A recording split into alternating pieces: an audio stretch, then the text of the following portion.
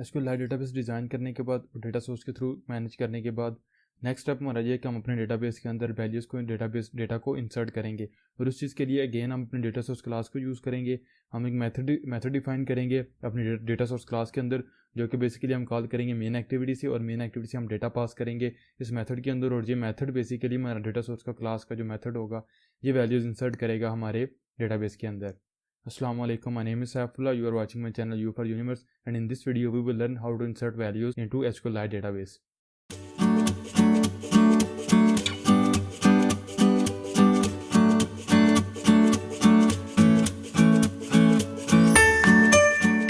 So what's up everyone, welcome to your next video on Android development। और इस video में हमारा topic ये है कि हम SQLite डेटाबेस के अंदर किस तरीके से वैल्यूज़ को इंसर्ट करवाते हैं। तो जिस तरीके से मैंने आपको बताया कि पहले भी हमने देखा था कि जो हमारी सिटी डेटा सोर्स की क्लास होगी ये बेसिकली हमारी डेटा सोर्स की क्लास है जो डेटाबेस के साथ इंटरेक्शन करेगी। तो यहाँ पे नीचे एक हम मेथड डिफाइन कर लेंगे, पब्लिक मेथड होगा, रिटर्न फिल वक्त में वाइड करेगा, और इसको मैं कह दूँगा इंसर्ट आइटम।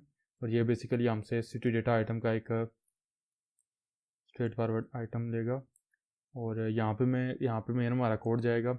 अब यहाँ पे ये है कि आपके पास दो ऑप्शन हैं। एक ऑप्शन तो ये है कि आप SQLite स्टेटमेंट्स वगैरह प्रिपेयर करें और उनको यूज़ करें, लेकिन अगर आप उसको यूज़ करेंगे तो आपको बहुत ज़्यादा कोड जो है वो खुद करना पड़ेगा। लाइक यहाँ पे एस्केप सीक्वेंसेस वगैरह को खुद आपको मैनेज करना पड़ेगा, खुद उनको ठीक करना पड़ेगा। दूसरा ये कि यहाँ खुद आपको देखना पड़ेगा, वैलिडेशन करनी पड़ेगी कि आप सिंगल कोटेशन यूज़ करनी है यहाँ पे या डबल यूज़ करनी है। चेक करना पड़ेगा यहाँ पे सिंगल कोटेशन यूज़ करनी थी, आप डबल तो नहीं कर रहे, या डबल यूज़ करनी थी, सिंगल तो नहीं कर रहे। एक तो वो तरीका आपके पास अगर आप SQL स्टेटमेंट वगैरह की तरफ जाना चाहते हैं।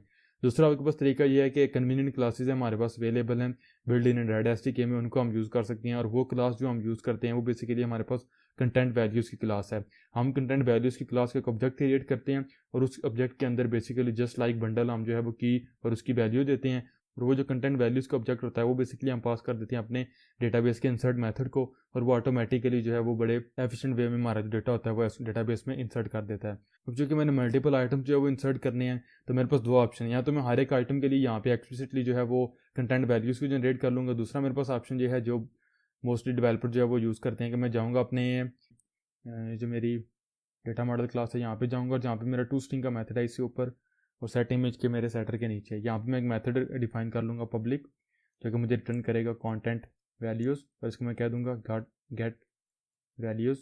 और यहाँ पे मैं सिंपल क्या करूँगा, कंटेंट वैल्यूज़ की क्लास का वेट क्रिएट करूँगा, वैल्यूज़ न्यू कंटेंट वैल्यूज़। तो ये ऑब्जेक्ट में यहाँ पे मैं सिंपल एक इंटीजर जो है वो कंस्ट्रक्टर में पास करूँगा। तो वो इंटीजर बेसिकली हमारे पास होगा कि इस ऑब्जेक्ट का साइज़ कितना होना चाहिए। आप कुछ भी पास नहीं कर सकते, एम्प्टी कंस्ट्रक्टर भी कॉल कर सकते हैं। मैं यहाँ पे 7 पास करूँगा, क्योंकि मुझे पता है कि मेरे पास जो मेरी मॉडल क्लास है वहाँ पे मैं 7 आइटम्स ऐसे हैं, 7 कॉलम्स है मेरे टेबल में जिनमें मैंने वैल्यूज़ इंसर्ट करनी है।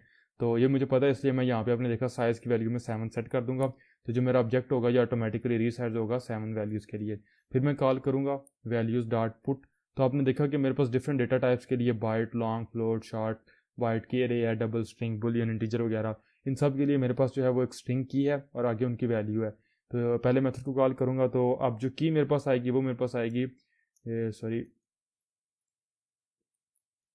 की आएगी मेरी सिटी टेबल से डॉट कॉलम ID, और जो वैल्यू मेरे पास आएगी वो दिस डॉट सिटी ID आएगी। अब इसी को मैं डुप्लीकेट करूँगा 6 टाइम्स, और सिंपल मैंने चेंज करना है, यहाँ पे आ जाएगा कॉलम अंडरस्कोर नेम, और यहाँ पे भी आ जाएगा सिटी नेम।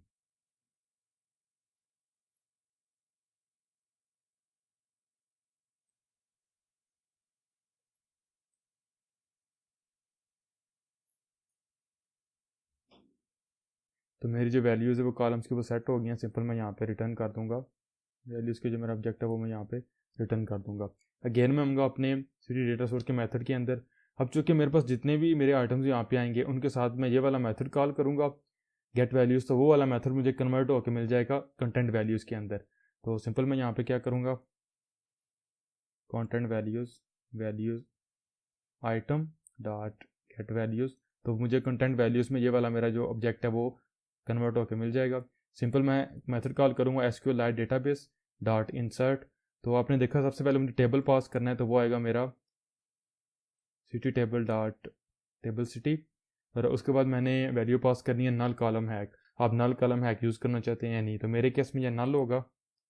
तो नीचे आगे आ जाएगा हमारे पास कंटेंट वैल्यूज़, तो यहाँ पे मैं जो वैल्यूज़ हैं वो पास कर दूँगा। ये नल कॉलम हैक मैं आपको अगेन बता देता हूँ, एसक्यूएलआइट हमें ये अलाउ नहीं करता कि हम एक कंप्लीट रो जो है वो ब्लैंक या नल वैल्यूज़ के साथ इंसर्ट करें, अनलेस कि हम किसी न किसी एक कॉलम का जो नाम है वो स्पेसिफाई करें। अगर हमने पूरी की पूरी रो नल वैल्यूज़ के साथ यानी कि ब्लैंक जो है वो इंसर्ट करनी है, तो हम ज़रूरी है कि हम मिनिमम किसी एक कॉलम का नाम जो है वो स्पेसिफाई करें। तो अगर हम ये चाहते हैं कि हमारे सब्जेक्ट के अंदर कोई भी वैल्यू नहीं है, यानी कि ये एम्प्टी ऑब्जेक्ट है वैल्यूज़ का, तो उस सूरत में हम यहाँ मिनिमम को ये कॉलम जो है उसका नाम स्पेसिफाई करेंगे, तो हमारा पूरे का पूरी रो जो है वो ब्लैंक जो है वो विद नल वैल्यूज़ इंसर्ट हो जाएगी। नल मैं सेंड करूँगा यहाँ पे, क्योंकि मैं यहाँ पे वैल्यूज़ जो है वो पास कर रहा हूँ, दैट्स इट। इंसर्ट मेथड अगर मैं इसके डॉक्यूमेंटेशन के ऊपर जाऊँगा, आप देख सकते हैं मुझे बेसिकली एक रिटर्न करेगा। आप देख सकते हैं the row I D of the newly inserted row और -1 if an error is occurred. ये हमें बेसिकली लॉन्ग रिटर्न करता है, आप इसको यूज़ कर सकते हैं। ये बेसिकली वो रो आईडी रिटर्न करता है जिस जो वाली रो हमारी इंसर्ट होती है डेटाबेस के अंदर, आप उसको यूज़ भी कर सकते हैं। तो यहाँ पे हम जो है वो लोकल वेरिएबल इंट्रोड्यूस करवा लेते हैं, इंसर्ट कह देंगे इसको। तो इसको सिंपली मैं डेटाबेस के अंदर जो है वो एप्लीकेशन के अंदर यूज़ तो नहीं करूँगा, लेकिन लॉग कैड के अंदर मैं आपको जो है वो शो करवा दूँगा। इंसर्ट जो है यहाँ पे मैं कर दूँगा, और जो टैग है वो मुझे यहाँ पे डिफाइन करना पड़ेगा। कांस्टेंट फील्ड में जो है वो टैग डिफाइन कर लूँगा, माई टैग। तो गैस हमारा इंसर्ट आइटम का जो कोड था वो इतना ही था। अब मैं आऊँगा अपनी मेन एक्टिविटी के ऊपर। तो यहाँ पे जो मेरी डेटा लिस्ट है ये सैम्पल डेटा प्रोवाइडर के साथ इनिशियलाइज हो रही है। तो यहाँ पे जो मेरा डेटा सोर्स है इसके नीचे मैं सिंपल जो है वो एक फॉर ईच लूप लगाऊंगा। सिटी डेटा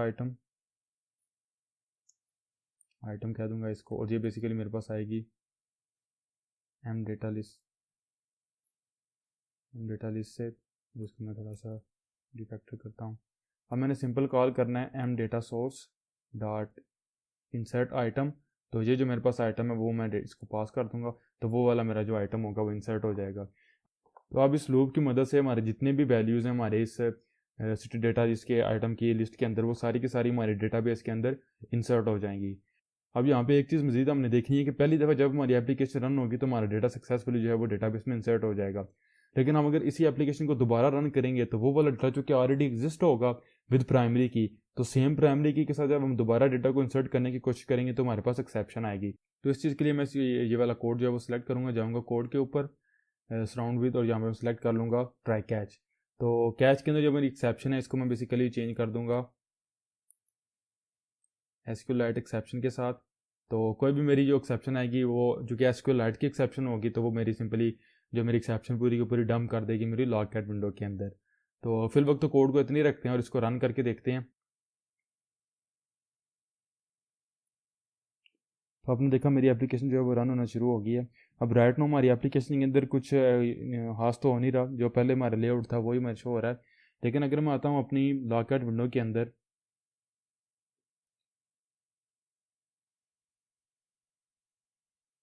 तो यहाँ पे आप देख सकते हैं कि हमारा ऑन क्रिएट डेटाबेस का मेथड जो है वो क्रिएट हुआ, क्योंकि मैंने फिजिकल डिवाइस के ऊपर एप्लीकेशन रन की है, तो डेटाबेस हमारा ऑलरेडी एग्जिस्ट नहीं था कर रहा। और उसके बाद हर एक इंसर्ट आइटम, यानी कि अगर जब मेरा इंसर्ट आइटम का मेथड कॉल हुआ है डेटा सोर्स के अंदर, अगर मैं जाऊँ तो इंसर्ट आइटम और साथ में जो है वो उस रो की आईडी मिली है, जो कि मेरे पास 26 आइटम से जो इंसर्ट हुए हैं डेटाबेस में।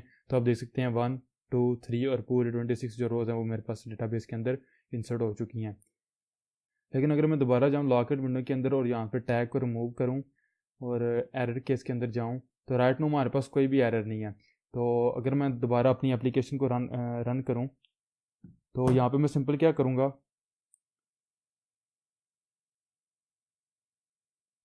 अगर मैं एप्लीकेशन को क्लोज़ करूँ और एप्लीकेशन को दोबारा रन करूँ, फिर क्लोज़ करूँ, दोबारा रन करूँ, मैं 3-4 दफ़ा रन करूँगा मेक श्योर करने के लिए कि मैं एक से ज़्यादा दफ़ा जो वैल्यूज़ हैं वो डेटाबेस में इंसर्ट करने की कोशिश कर रहा हूँ। तो एप्लीकेशन को क्लोज़ करूँगा,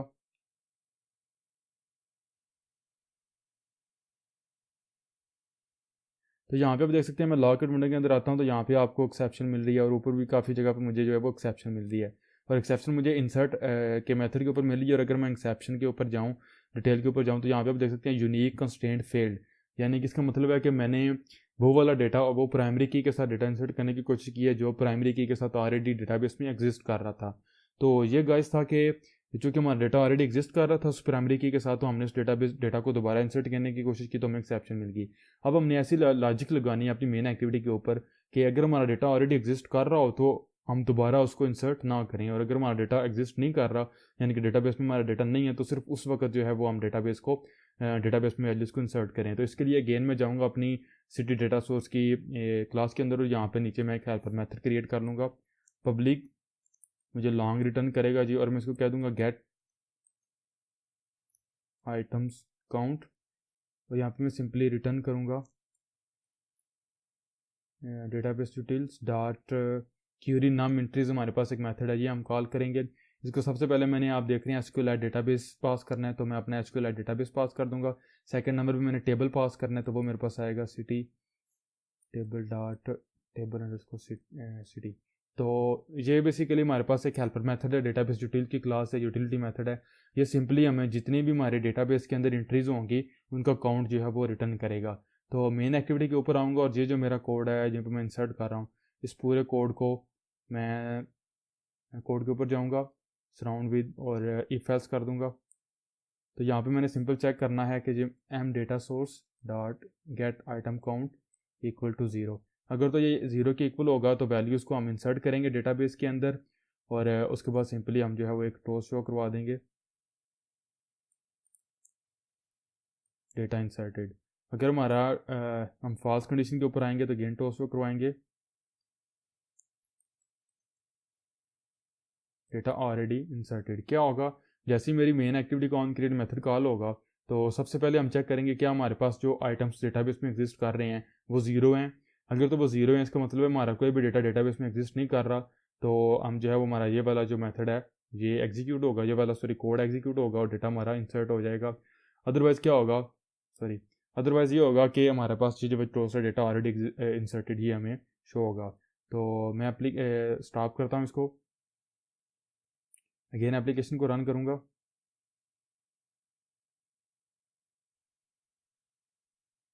अब मैं क्या करूँगा, बैक करूँगा, और ये जो मेरी एप्लीकेशन है इसका सिंपली मैं अनइंस्टॉल करूँगा ताकि मेरे पास कोई भी किसी भी तरह का जो डेटा है एप्लीकेशन का वो एग्जिस्ट ना कर रहा हो। तो एप्लीकेशन को मुझे दोबारा रन करना पड़ेगा एक दफ़ा, दोबारा एप्लीकेशन को रन करता हूँ। तो जैसे ही मेरी एप्लीकेशन रन हुई आपने देखा डेटा इंसर्टेड का मुझे टोस्ट जो है वो शो हो गया है। अगर बैक करता हूँ और एप्लीकेशन को मैं दोबारा रन करता हूँ तो आपने देखा डेटा ऑलरेडी इंसर्टेड का मुझे टोस्ट शो हुआ है, और इस दफ़ा हमारे पास कोई भी जो एक्सेप्शन है वो नहीं आई। ये जो आपको एक्सेप्शन नज़र आ रही है ये हमारे पास प्रीवियस एक्सेप्शन है। आपने देखा हमारा ये वाला जो इंसर्ट का कोड था ये दूसरी दफ़ा एग्जीक्यूट ही नहीं हुआ, बल्कि हमारे पास टोस्ट आ गया था डेटा ऑलरेडी इंसर्टेड का। तो गैस ये था कि किस तरीके से हम अपने एसक्यूएल डेटाबेस के अंदर कंटेंट वैल्यूज़ को यूज़ करते हुए डेटा को इंसर्ट करते हैं। तो कोड को थोड़ा सा मैं आपको रिवाइज करवा देता हूँ। हमने जो कि डेटाबेस में डेटा को इंसर्ट करना था तो हमने एक हेल्पर मेथड जनरेट किया इंसर्ट आइटम अपने डेटा सोर्स के अंदर। इसको हमने सिंपली अपनी मॉडल क्लास का एक जो ऑब्जेक्ट पास किया। चूँकि ये आइटम का जो मॉडल क्लास का ऑब्जेक्ट था ये हमने इंसर्ट करना था डेटाबेस के अंदर, तो पहले हमने इसको कन्वर्ट करना है एक चीज़ के अंदर जो कि हमारे पास है कंटेंट वैल्यूज़। तो कंटेंट वैल्यूज़ बेसिकली हमारे पास सिंपली लाइक बंडल्स होती हैं, हम की वैल्यू के पेयर की सूरत में जो है वो वैल्यूज़ को स्टोर करवाते हैं, और फिर हमने डेटाबेस के साथ इंसर्ट का मेथड कॉल किया, इसको टेबल का नाम पास किया, नल कॉलम है नल पास किया, मैंने आपको बताया ये क्या है। फिर हमने सिंपली कंटेंट वैल्यूज़ का जो ऑब्जेक्ट था वो पास कर दिया। ये इंसर्ट मेथड हमें एक लॉन्ग रिटर्न करता है, सिंपली उस रो की आईडी जिस रो के अगेंस्ट डेटा को इंसर्ट करता है।